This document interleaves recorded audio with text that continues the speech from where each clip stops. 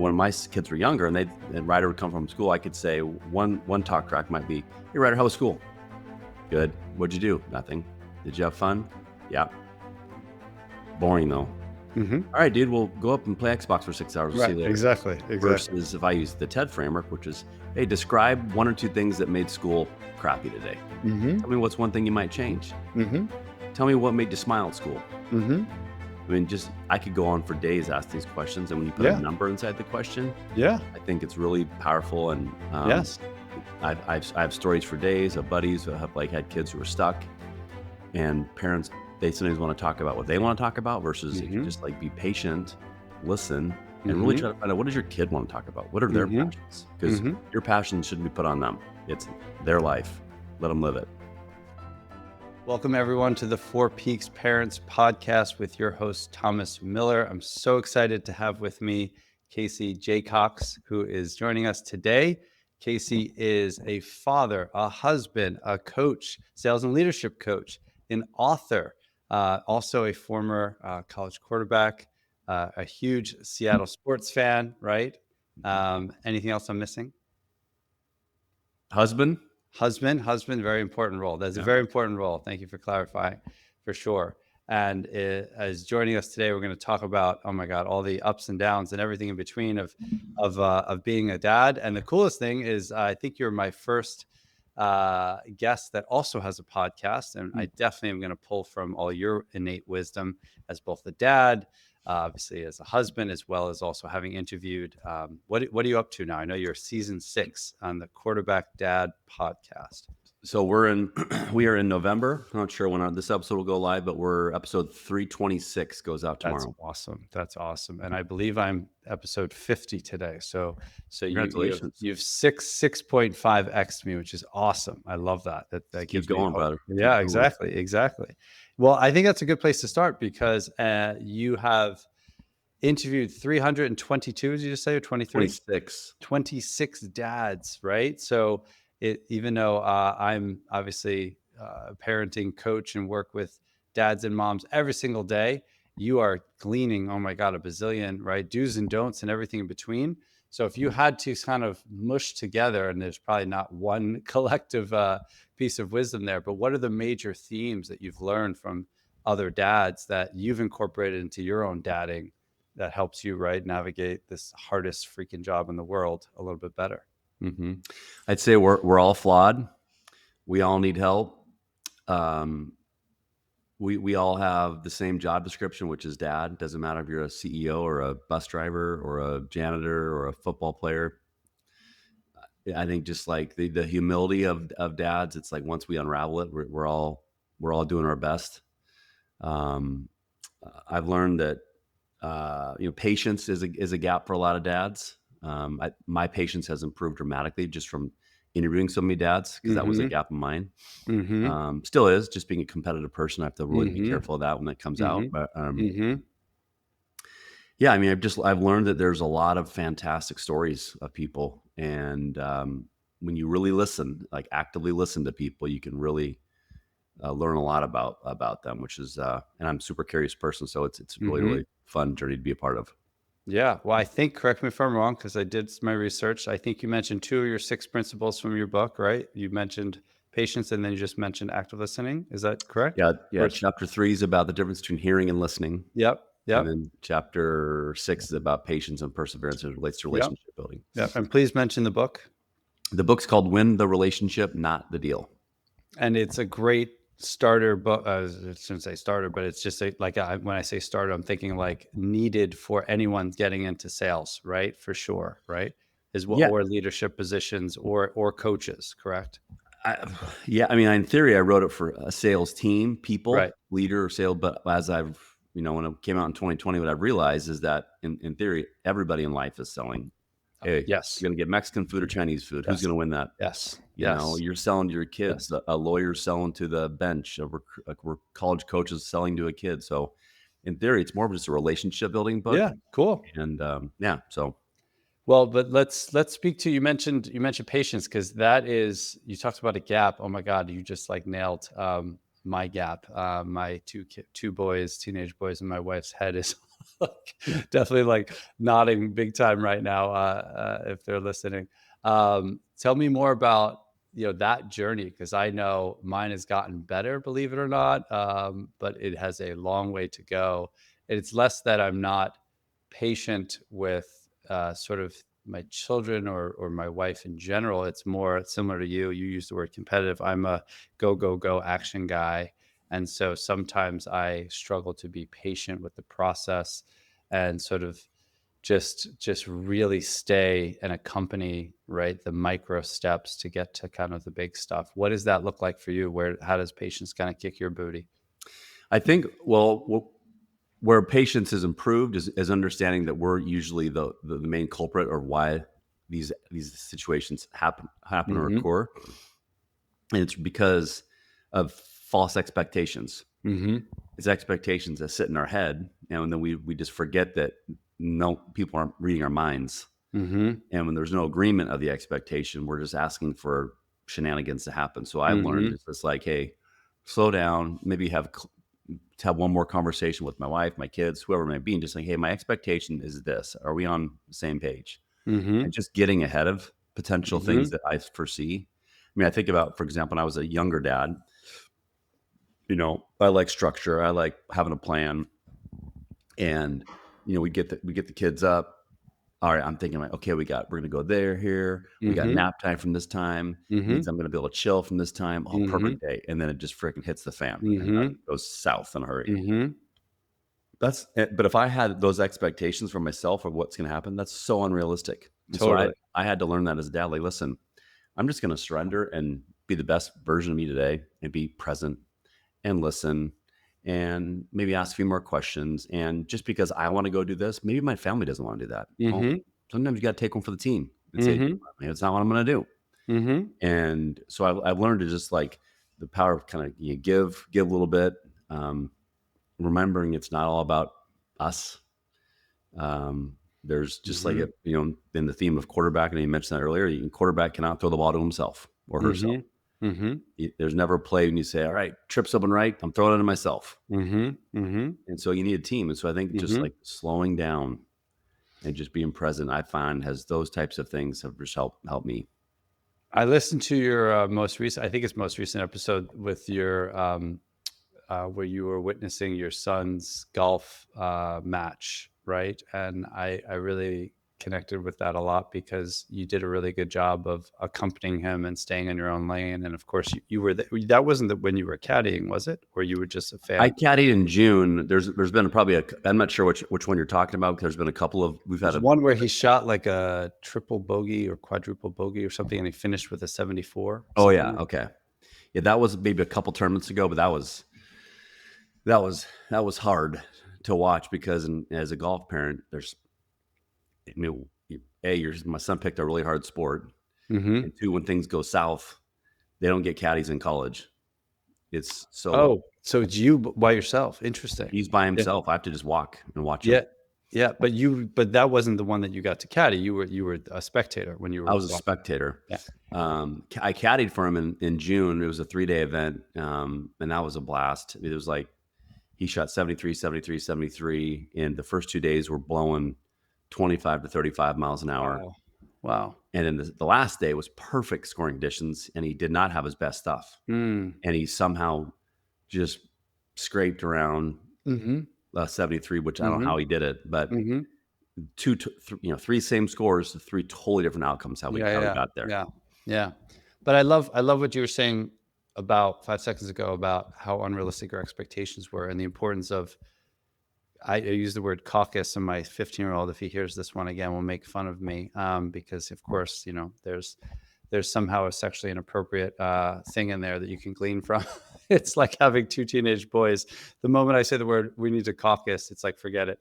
But I'm a big fan of trying to do that now, whereas historically I was not. And in one of my earlier podcasts, I talk about this kind of similar metaphor of like I'm halfway up Everest and I'm like turning around to my family and being like, why the hell aren't you following me? Well, I didn't like do crap to solicit anyone's buy-in to even go hiking, never mind Everest. And they Mhm. weren't even at base camp. So my wife and I, we have a lot of analogies like I'm fried chicken, she's, pot roast, or right? Halfway up Everest, and she's in bed. And a lot of that is me. A lot of that is me. And that's that patience piece. And then doing a better job making contact. And like you said, that idea of presence. And in a lot of your podcasts I listen to, you do talk a lot about going slow to go fast, right? I love that. I really need to slow the fudge down at times, for sure. For Well, they're sure. cliches. A Yeah. lot of the cliches, they're there Yeah. for a reason. Yeah. And, there's a phrase someone shared with me, said, success leaves clues. And I think about why I love the word curiosity. Obviously, you being a football, soccer guy, Ted Lasso probably speaks to you. There's a sign here in my office that says, be curious, not judgmental. People can't see it, but I stare at it every day. So I'm seeing visually of being curious. Socrates was curious. Thomas Edison was curious. Voltaire was curious. Disney was curious. Yet we forget to be curious. Yeah. Weird. Well, It's a superpower too when you use it. It is. And I think in parenting, it helps us suspend judgment.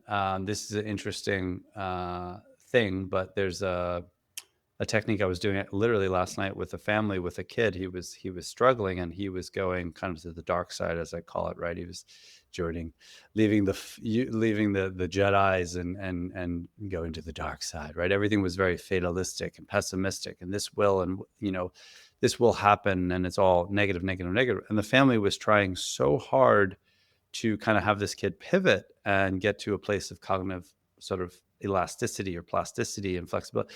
Great intentions. But I said to him, no. I was like, hold on, let's just join with him.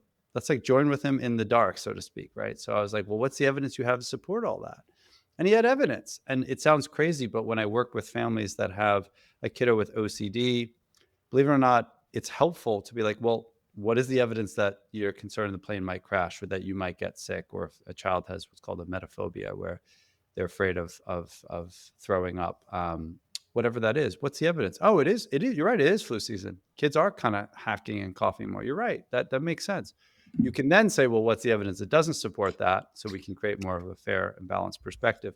But they were so quick to rush him out of that. And I was like, no. Be curious. Stay with that, And I think curiosity allows us to also suspend the reaction. I think, I'm a big dork of neuroscience. I won't dork out too hard. But if you think about it, there is a space, right, between brain cells. There is a synapse there. There is a space between impulse and action. There is a space between trigger and response. And the more we can expand that space as parents, right, the more that we can then create regulation for ourselves, first and foremost, before we go and try to make contact. And I come back to that. Patience for me is big, because I've said this a lot on this podcast. I'm great at being able to boundary when my kids come at me and they're in crisis. And I'm like, yeah, I'm not going to say how high and get worked, so to speak, and get into a debate off right now when I'm exhausted. But I also sometimes don't have patience for their process when they're setting a boundary, when they're like, yeah, I don't want to get into this big deep dive, Dad, or I want to talk about, some life coaching, thing. And they're like, yeah, I need to do that. So patience, that's awesome that you've been really working on that. And that's something that's a key, takeaway. Well, I think that, even I'll even go a step further with curiosity and listening and being a dad, and whether it's business or a lot of the stuff I do in my business world, which I did not mean to get into, that's another story in itself, but I practice curiosity type questions on my kids. And so, I think it's Voltaire once said, it's not a man to judge by his or her answers, not his or her questions. And so I think when we ask really bad questions, you're going to get really bad conversations. For example, I learned this framework called the TED-based questions. It stands for tell me, explain, describe. Sounds really simple, really hard to do. It takes a lot of practice, believe it or not. So when my kids were younger and Ryder would come from school, I could say one talk track might be, hey, Ryder, how was school? Good. What'd you do? Nothing. Did you have fun? Yeah. Boring though. All right, dude, we'll go up and play Xbox for 6 hours. We'll see you later. Exactly. Versus if I use the TED framework, which is, hey, describe one or two things that made school crappy today. Tell me what's one thing you might change. Tell me what made you smile at school. I could go on for days asking these questions. And when you put a number inside the question, I think it's really powerful. And yes, I have stories for days of buddies who have had kids who were stuck, and parents, they sometimes want to talk about what they want to talk about versus if you Mm-hmm. just like be patient, listen, and really Mm-hmm. try to find out what does your kid want to talk about? What are their Mm-hmm. passions? Because Mm-hmm. your passions shouldn't be put on them. It's their life. Let them live it. That's I'm going to give you like a half honorary parent coaching certificate because they're not you're from being a parent coach. Oh my God, that is so brilliant. I have a different term for that. But what you're doing is joining, right? You're being where the client is at, or the kid is at, or the Mhm. person is at. I also love the piece about not being afraid of it. What I see for a lot of my families, perfect example is I used to work at this, very, very, very, very nice elite. I hate that word, by the way. And people who use that word crack me up. My son plays for an elite team, and elite this and elite that. But that was the term, right? Best in class, all these fun corporate terms that sound great, but aren't necessarily always being lived out every day. But at any rate, I worked at a very, high-end treatment center, let's say, and they did have amazing food. Yet the clients would complain, and the families understandably would. This is now for adults, but mind you, 18, 19, 20, there was a lot of failing to launch or failing to leave parents struggling with co-occurring mental health and addiction. The families would immediately be like, well, this program is da da da, how much money, or the food is amazing, da, da, da. And if they just took your tact, which I used to say all the time, like, tell me 3 things you can't stand about this program. They were so over-identified, understandably, with their loved one getting recovery and getting right out of that brain disease and getting to the other side, that it was like they were trying to Disneyfy, right, the journey, and they weren't willing to just accompany that person. And you're Mhm. right, you get so much more data points and conversation by being like, "Tell me 3 things that sucked today, 2 things that were great too," or, "What is, the best thing that happened? What's the worst thing that happened?" Even something as simple as I am still a therapist, but when I used to just treat, oh my God, 7 patients a day, all day long, um, for years on end, clients would come in, they'd be like, "I'm depressed." And I'd be like, "Yeah, on a scale of 1 to 10, like, how depressed are you?" Like, believe it or not, you could be more depressed in an hour, you could be less depressed, right? This idea too of gradiating things, that's really brilliant. That's great. I think that's awesome.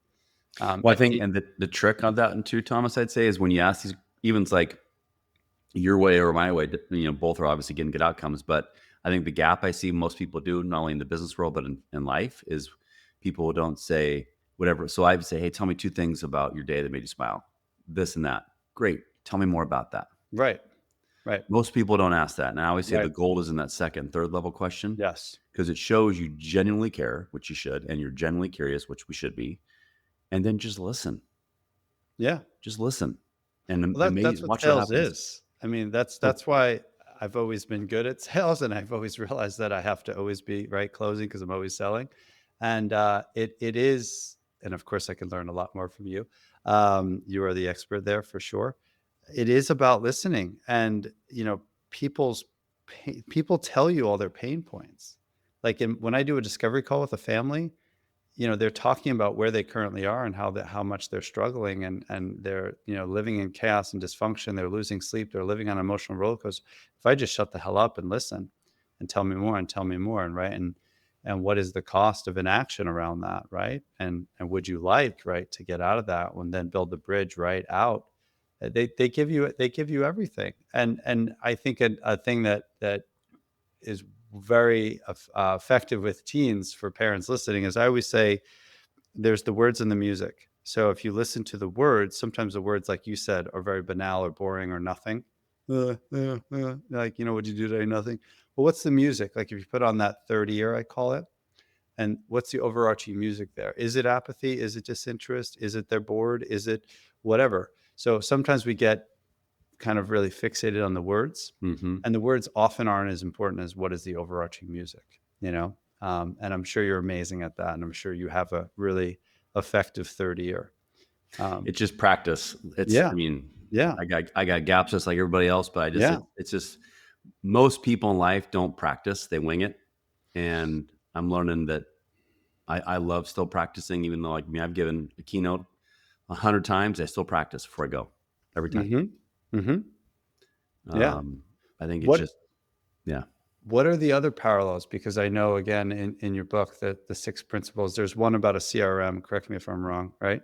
And maybe that is and isn't. It is actually. It was funny when I was thinking about it. I was like, that's maybe the one principle of how to effectively use a CRM that doesn't equate. And I was like, actually, that's not true. Like, we need CRMs in terms of the coaches, the babysitters, the trusted advisors, the friends of our kids' parents that we actually like or don't like, which is the family having the kegger that needs to go in the CRM. you Mhm. know. But speak a little bit more about throughout your work too, and in the book as well. Like, what are the principles that you feel are really germane, in addition to patience and active listening, to parenting, that have informed your approach as a dad? Um, I think the ones we've kind of mentioned. I think again, setting clear expectations, being either hearing is one thing. Hearing is when son or daughter comes home from school and let's say I'm on my phone and you're talking, I'm listening. I'm not listening. I'm hearing. Right. And I love when people say I'm a good multitasker. I'd say Right. BS. No one's good at Right. multitasking. We're all Right. bad at it. Right. Active listening means you put the phone down, I turn my notifications off, I look you right in the eye, and Mm-hmm. you make them feel like the most important Mm-hmm. person in the world, which is why Maya Angelou says, it's not what you said, not why you said it, but how do you make people feel? Mm-hmm. And if you Mm-hmm. make people feel valued and that you listen and you care about them, it'll build a stronger relationship. Mm-hmm. And so I think that's something that anybody can do. Mm-hmm. And I think a lot of the stories we love to tell ourselves are false. Mm-hmm. You being a neuroscience guy, I did some brief consulting work for a company called Limitless Minds, which was Russell Wilson and his brother's company. And I learned about the number of thoughts we have a day. Mm-hmm. I learned about the A number lot of of them are negative. 75 to 85% are negative. Yeah. Well, we have Yeah. 85 to 90,000 thoughts I've seen data Yes. on. Yes. That's a lot of thoughts. Yes. Right. And so like if as me and my dad, if as a dad, if I'm telling myself these, maybe I choose to be the victim today. Mm-hmm. Maybe I choose to be the hero today. Well, either way, I'm Mm-hmm. going to get stuck in a loop that just Mm-hmm. goes over and over and over versus like, Mm-hmm. no, shut the F up thoughts and get out Mm-hmm. of here. I'm not letting Mm-hmm. you talk to me Mm-hmm. and just be present. And I think, for me, values I've learned drive, and through the book writing process, I learned that what drives me is being the most humble, vulnerable, and curious person I can be. Mm. And I think when those three skills or traits are present in the family or in business, I think those skills help remove fear. And when fear goes away, confidence goes up. Mm-hmm. And I think who does not want to be? I mean, no one wants to be. Yeah, I want to be afraid today. I mean, no one wants to be Yeah, scared, sure. right? And Yeah. so, um, I definitely think my book. It was not a parenting book per se, but I Mm-hmm. used a lot of the principles. Totally. Even I think about you mentioned CRM. Let's say your son or daughter tells you about something that was really important to them about like a new friend they met in ceramics.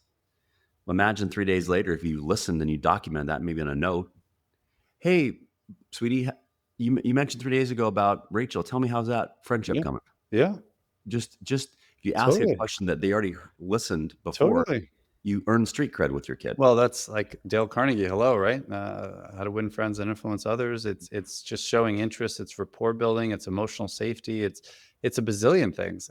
I'm a huge attachment theorist guy. I believe that secure attachment is pretty much one of the most important gifts you could give a child, and is research backs this up. That, I mean, everything from your immune system to almost God, every almost functionality has a lot to do with whether or not there is a secure attachment with a trusted adult in a child's life. It's still the greatest protective factor. They stack any research study against having a teen that has, or a young adult that has, or a child that has a secure, safe, right, relationship. And so you're just threading that and threading that and threading that and showing continuity and showing that you care. That's a beautiful, beautiful thing. I love the idea too about managing expectations that you spoke about earlier. I'm very guilty of that.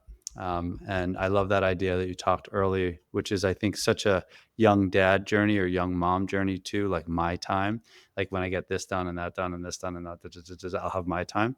And then we fall asleep, or then we, right, stay up way too late because we need my time, right? And really what you're doing is rejecting that it's all your time, right? And life Mhm. is happening through you, not to you.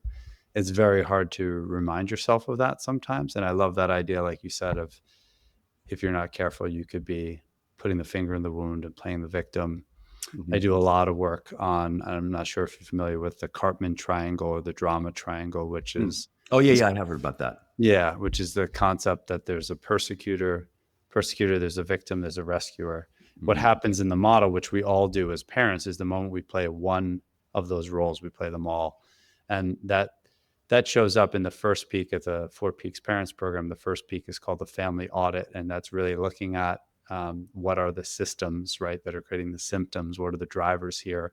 And if we're not careful, we're either rescuing because we're not holding ourselves or our families accountable. And then when you're living on that side of this, the triangle of rescuing and feeling like a victim and rescuing and feeling like a victim, you eventually understandably atrophy, compassion fatigue, and then you're going to say some crap that you wish you hadn't, or done some Right. crap you wish you hadn't. Now you're the persecutor. Now your child is the victim, or your wife, or your or partner, or husband, or whoever. And then everyone plays that role, and it just keeps perpetuating itself. And there's a way to get out. And the way to get out is definitely managing expectations, understanding your own needs, being flexible, communicating those needs, being assertive, increasing self-care, and making sure your yeses are yes and your nos are nos. Mhm. And it's even true. I see it. I don't know how psychotic the golf dad experience was, but I'm going through the crazy, super athletic or super competitive soccer dad journey. And the world is crazy. It's crazy. And there are times that my wife and I have persecuted against ourselves by saying yes to how our kids playing at such a high level and Mhm. traveling all over and da, da, da, da, da. And yet it's also beautiful and we also love it. And we also aren't these people putting the finger in the wound and complaining on the sideline like half these parents are. So I really try to make sure those choices are yes. My yeses are yes, my nos are nos, and then I'm checking in. How did you manage? I know, um, you were an athlete, and your son, your whole son's journey there, and how did you find the right altitude to fly at, or the right approach to take there?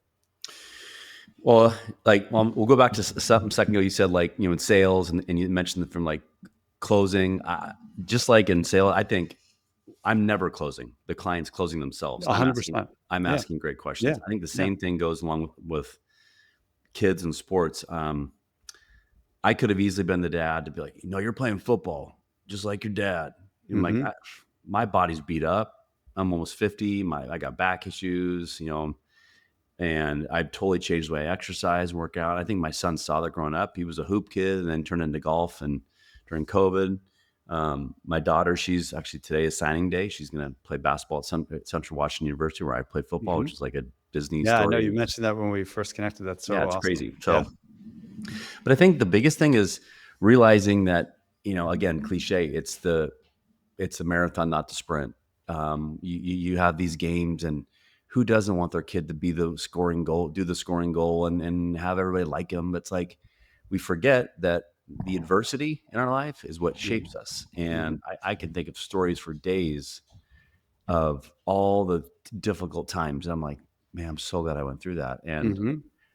as it relates to like my daughter, she's had a few injuries. She's went through a shooting slump last year, but you don't quit, and you teach the power of asking for help. And even when I found myself kind of getting wound up around the axle, Mm. I either can do nothing and let it just eat away at me, or I call a dad with more experience, Mm. and I'm like, hey man, I don't like this version of me, man. You got any advice? And sometimes it's like he's like, yeah dude, just chill out. It's not, Hmm. you're not playing anymore. I'm like, okay, I needed that. Thank you. That's a good one. That's a good one. You're not playing anymore. Yeah, I You have like no that. eligibility left. I I actually have 2 years. I mess with my kids because I actually it's a whole long story. My quick story, I'll make it super fast, but I um I had this epiphany. I was a photo major and was playing soccer and at Long Island University at CW Post, and I had this epiphany. I wanted to, change lives. I wanted to work with people because basically I was doing a lot of photojournalistic type photography where I was interviewing subjects, spending so much time with them, disarming people, getting into all these weird, factories and restaurants and taking pictures. I was like, oh my God, I'm like basically a therapist. And so I had to take 21, didn't have to, I chose to take 21 credits my fall of year when I switched because I was so behind. So I chose to leave the team. So I still have 2 years of eligibility, which was a massive part of my identity. So that was a really big risk to let go of. Financially, I was not a full ride, but a half ride, which my family needed as a working class family. So that was a big shift. So the joke always is I have 2 years of eligibility. Go. Let's go. There was the guy. Who's the guy? Did you just see this story? The guy's like 40 something. Mm-mm. You didn't see this? There's some guy. No crap. I think he's 46. I'm 46. I don't know, 45 something. He's playing for some college. Hard I don't. no. Yeah. Hard pass on that No, one. I mean, I understand, like I respect like what the story is there, but also at the same time, yeah.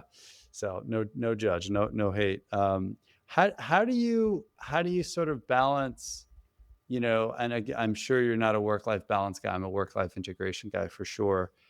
What advice do you have for other dads? Because I see so many dads struggling and they take such a hard approach to it too. Like, I love these people on LinkedIn who are like, got up at 4:37, did a 90-minute ice bath, ran a 5K, meditated for 16 hours, um, did all this stuff. And then 5 seconds later, they're not a present dad. And now they're back to kind of that default setting. How do you manage it yourself? And what advice do you give to other dads on the work-life integration, right? So they're good enough dads. They're good enough, right? And they're not striving for perfect, but they're present, you know? Well, I love telling the story because I think you can have balance if you Mhm. clearly set expectations. Sure. There will be some integration that goes part of it, but so I was at a company for 20 years, and I was lucky enough to be around some great people, great clients, I mean, a lot of stars aligned, and so Mhm. stars aligned. I was lucky enough to be our number one producer, 10 years straight nationally at this company. The first year that I won this award, life was great. Money was coming in. I was the quarterback of the business. All the things were Mhm. great, Mhm. but inside I was miserable Mm. because I was leaving at 6 before the kids got up. I was getting home at 6:45. They'd be going to bed at 7. I'd be getting Mhm. 15 minutes with my kids. I'm like, well, And you this, wanted to play and wrestle, and then of I course, won't, well, I just wanted to, I was smoked, but I wanted to yeah, have, yeah, I'm like, this sucked. And I right. remember, shout out to Angela Aronica, one of my very first bosses, best bosses. I remember going to her and I'm like, hey, I need some help. And I learned about the power of asking for help from a college, I mean, a high school injury experience. Mhm. But I remember going to her. I'm like, she's like, what's going on? I'm like, I'm freaking miserable. I know you guys love this, Casey. Work, revenue's up, profits are Mhm. up, life's Mhm. great, Mhm. changing lives, and da da da Mhm. da. I go Mhm. deep down, Ange. I'm freaking miserable. I feel like I'm a shitty husband. Pardon me, Mhm. S bomb. And um, Oh no, you could curse on this podcast. okay, good. I Okay, drop F-bombs all the time. perfect. All the There we time. go. Yeah. And she's like, "Well, why don't you leave at 4?" I'm like, "Ange, this isn't a bank. I can't leave at 4." She's like, "Why can't you? You don't trust us?" I go, "No, I trust you guys." She goes, "Leave at 4. If there's this thing called a cell phone, if we need you," because I had about an hour drive. So I was like, "Okay." And from 5, when I got home at 5, from 5 to 7, it was Yeah. pretty much, yeah. Whether it was coaching sports, whether it was, Yeah. and it reminded me, like, listen, when you dial 911, Thomas, my phone does not ring. Most sales leaders, business people, I'm so important. No, you're not. You're You're not, not. yeah.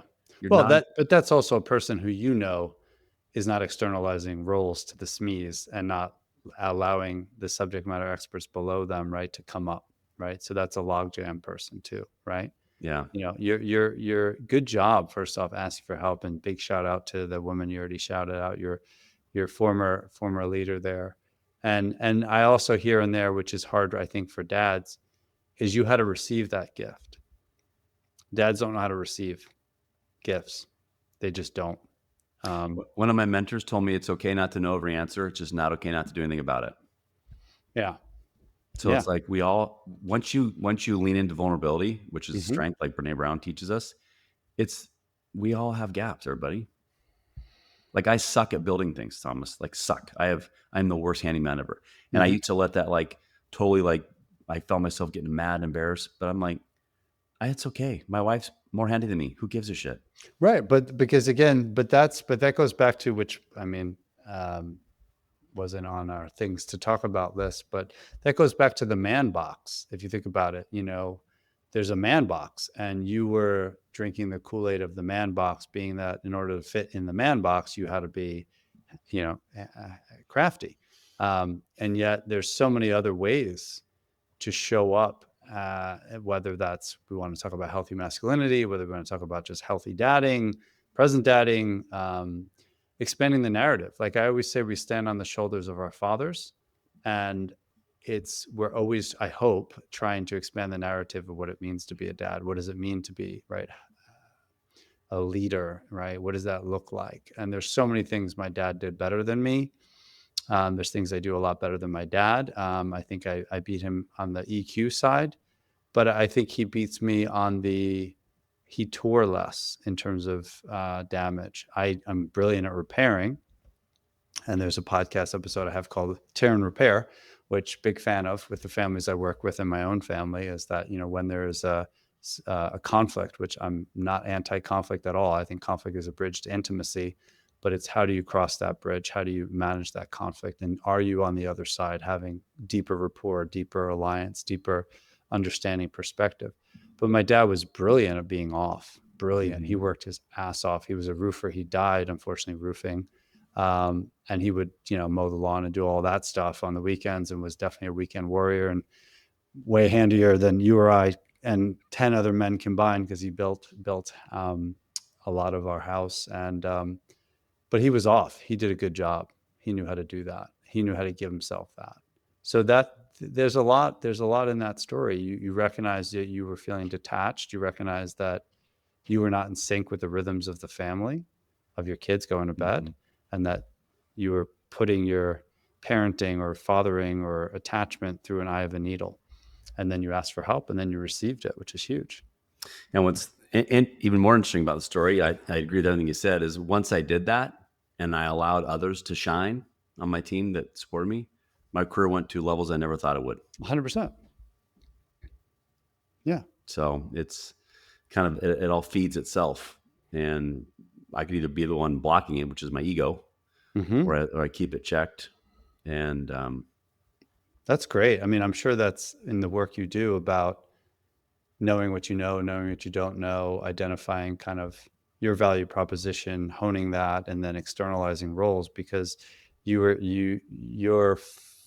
being the practitioner. You shifted from practitioner to leader, right? Mm-hmm. That's huge. That's huge.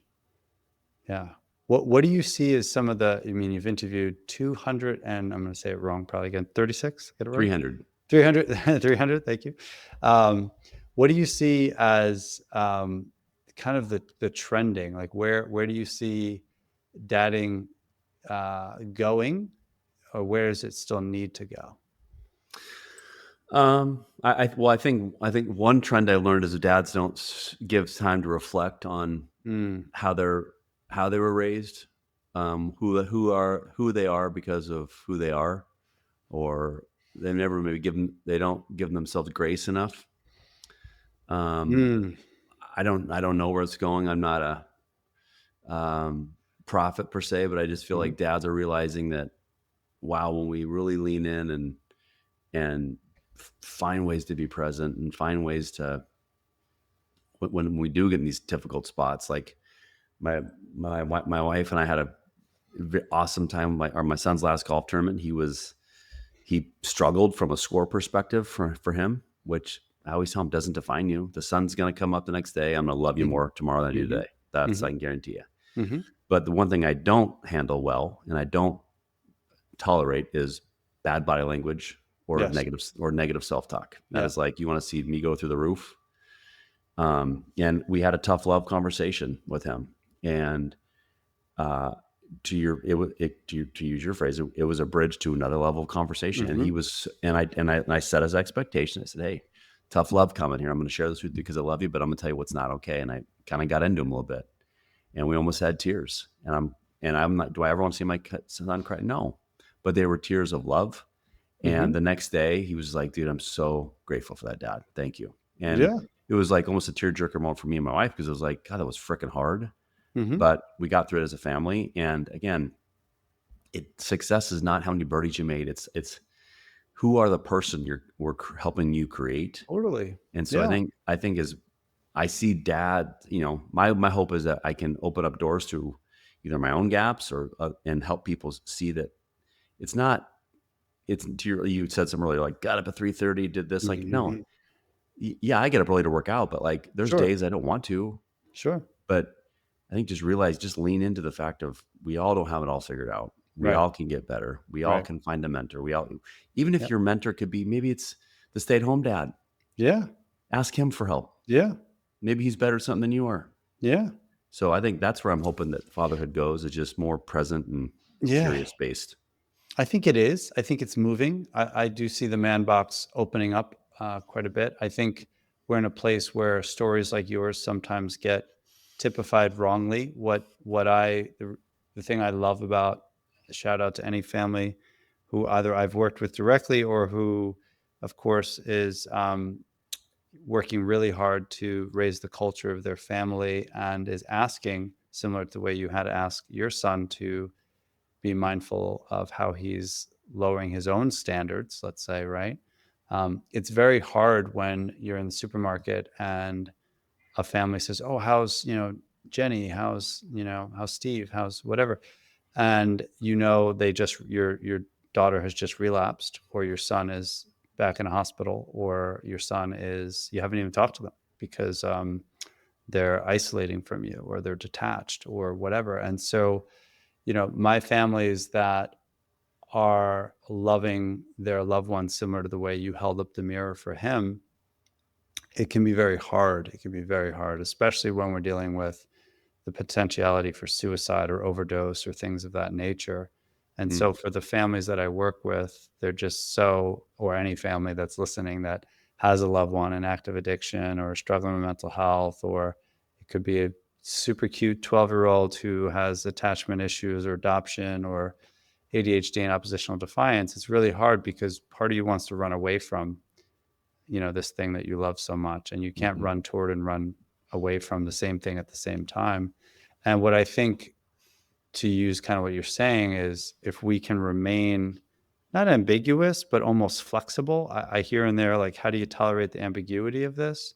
And I think men particularly, we like to be problem solvers and fix this, and Control. you control, right, and slice the fat off everything. And it's complicated because if you have a teen that's telling you to go F yourself and is, slamming doors and punching holes in the wall, there does need to be some consequences there. There does need to be some firm boundaries. That doesn't mean that you close off the relationship. And I see families that just they swing the pendulum so hard in one direction, where they're drug testing their kid every day. They're turning their house into basically kind of, they're playing the warden, or they're swinging it so hard in the other direction where they're being walked all over and they have no boundaries. And we have to wear a lot of different hats at different times. And your son needed your, you know, effective boot, let's call it, in Mhm. his rear, to get him back on track with, what his best self is. And Yeah. that just broke the ice and allowed now you guys to have a more honest, open tete-a-tete, and conversation. Because if you didn't love him, you would have allowed him to find the slouch or find the slag. And a lot of these families that come to me really late, it's really difficult because now we're dealing with, the compound effect of mental health, where someone's now 24 living at home, or 28, right? Failing to leave parents, as I call it. And that symptomatology has really been cooked.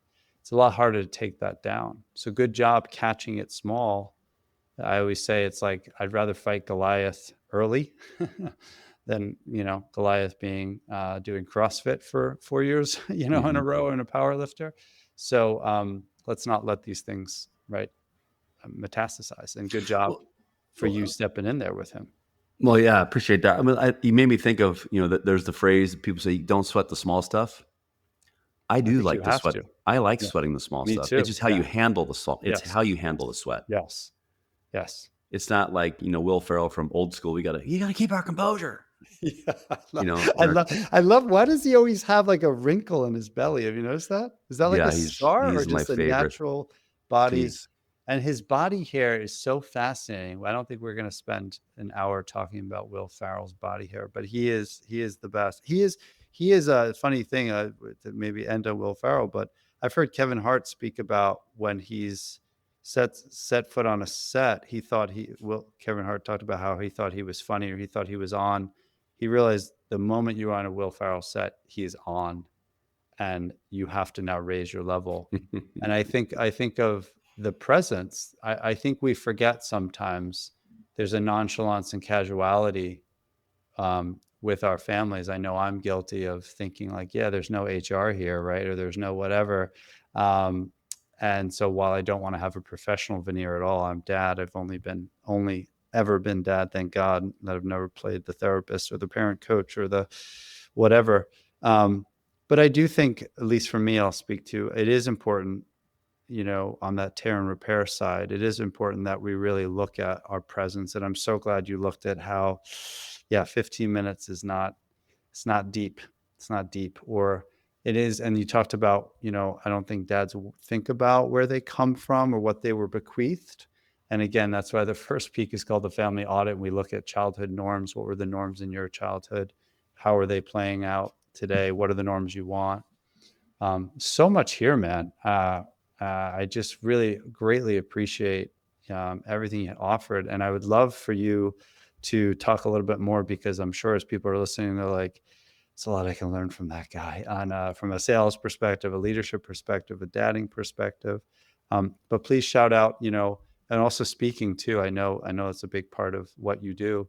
Talk a little bit about what you do, how people can reach out to you if they want to. I know we've met on LinkedIn, so Mhm. definitely check you out on LinkedIn as well. Yeah, thanks for saying. Well, I always tell people I didn't second mountain I'm climbing. I did not mean to even start the ascent. This job found me. It's a calling. I truly believe that. So the best way to learn about me is just, I'd say, go to my website, caseyjacox.com, or like you mentioned, I'm very active on LinkedIn. I started my business on LinkedIn on accident, which Mm, is executive sales leadership work, really teaching the foundational powers of humility, vulnerability, and mm, curiosity, helping ignite it. Podcasts, I host the Quarterback DadCast. Those episodes come out every Thursday morning. And the book I wrote, which is Win the Relationship, Not the Deal, is on Audible, Kindle, or paperback. You can get it on Amazon. But um, I love meeting people. hmm I always tell people, if you reach out, just show me that you listened a little bit. In like a connection request, ask why you want to connect. I mean, hmm it's sad, Thomas, how poor outreach Oh, is. oh, I know. I mean, I've had people reach out and say, "Hey, Casey, I love your podcast, Winning the Relationship." I'm like, I don't have a podcast called Winning Relationship. Mine, I I know you could beat that. I could beat that. I get DMs all the time that are like, "Hey, Steven," they don't even get my name right, because it's a bot or it's the copying and paste. It's just I had that's a someone whole say, other podcast about the lack of. Well, I had a guy on here 2 weeks ago, and he was talking about he runs a program for young adults that are neurodivergent, half of whom are on the spectrum. And we were just talking about the dearth of like life skills, like calling someone on the phone, ordering food, right? Like setting up an interview, right? It is amazing, the bar. And I think why we're talking today, I think us as men obviously have a big role to play to help our kids clearly lean in and handle discomfort and not scaffold too much, right? Because "We then have, again, you have to teach them. yeah, exactly. Yeah. You have to teach the." I mean, I'll just say that's why I wasn't one of the. I wrote my book for 4 reasons, but one of the biggest reasons is people tell people to go build relationships. People expect people to know how to do it. Well, how are they going to? It's kind of like when kids are young and they're arguing. Well, go figure it out. Well, they don't have the experience to figure it out hmm yet. It's your hmm job as a parent. Don't be hmm lazy. Help hmm them. hmm And so I think, like, if people aren't doing what you want them to do, instead of blame them, look in the mirror. Hey, what role did you play? 100%.